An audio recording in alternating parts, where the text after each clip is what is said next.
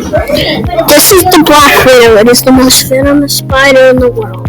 You best watch out for them because the brown recluse is also very venomous.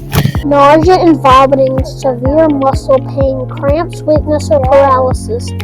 There's signs of infection, such as fever or yellow discharge from the bite area.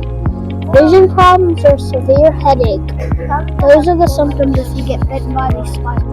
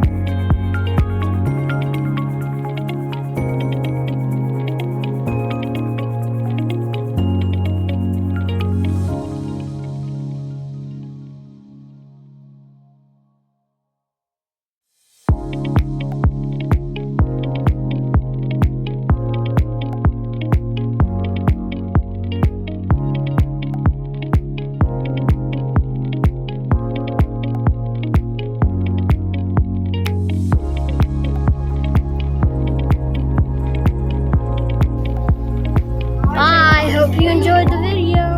Later, guys.